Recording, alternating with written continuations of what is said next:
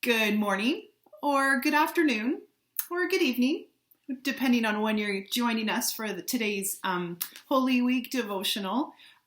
Today's scripture is some pieces from Luke 21, a couple different snapshots, but just want to highlight a few things that stuck out to me.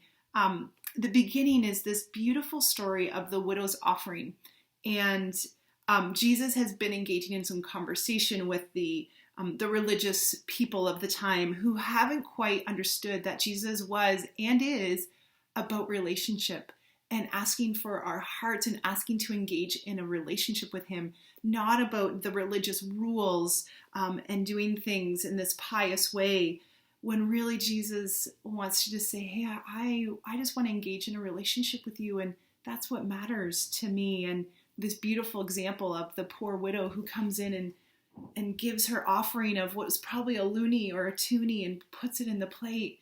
And people might look at that and go, oh, well, that's not a lot. And I don't know if you're like me. Sometimes I feel like what I offer, well, that's not a lot.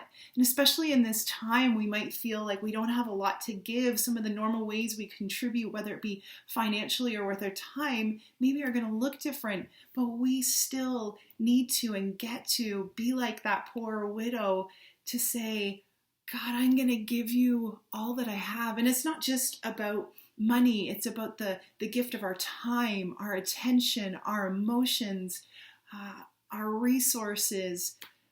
We have an opportunity to continue to give, not just out of abundance, maybe in a season where it doesn't feel super abundant, where there's not a lot of extra going on.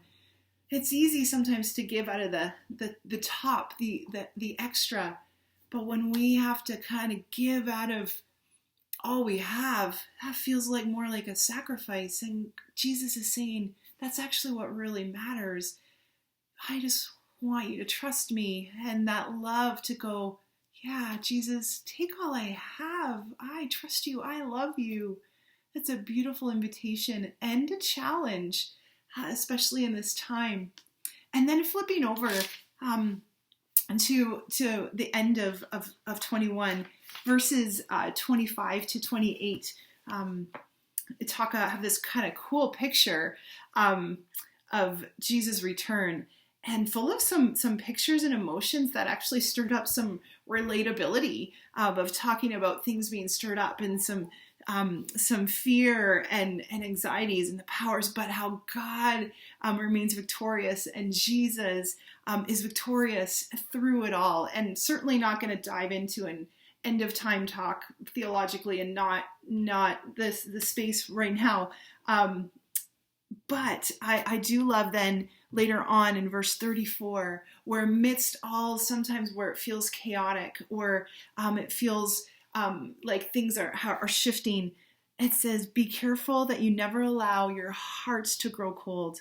Remain passionate and free from anxiety and the worries of life. Later on, it says, keep a constant watch over your soul. Pray for courage and the grace to prevail over these things. That's a good reminder. That stirred in my heart. In the Message version, it says, don't fall asleep. This is again a season where things maybe are shifting, and God is calling us to not give up, not tap out, whether out of fear, out of all these things kind of happening, or maybe just out of boredom or disengaging, or it's harder to engage, or we don't really feel like there's a lot to give. We don't, again, have that surplus, but we really still do. There's still so much that we have to be alert for. We maybe have to remain passionate. We have to stir that up a little bit more, but we get to cling to that. We need to continue to be like the poor widow who gives all we have, and to guard our hearts to be alive and active, even in seasons where it feels like we maybe don't have an abundance of passion. Maybe we don't feel like we have an abundance of things to give, and yet we do. We need to stir up our hearts in this time and not fall asleep, and continue to press in. And so my declaration for us today is today I will remain passionate and free from anxiety and the worries of life. I will give all that I have to Him today. That's my encouragement. That's my challenge for me and for us all. Have a great day.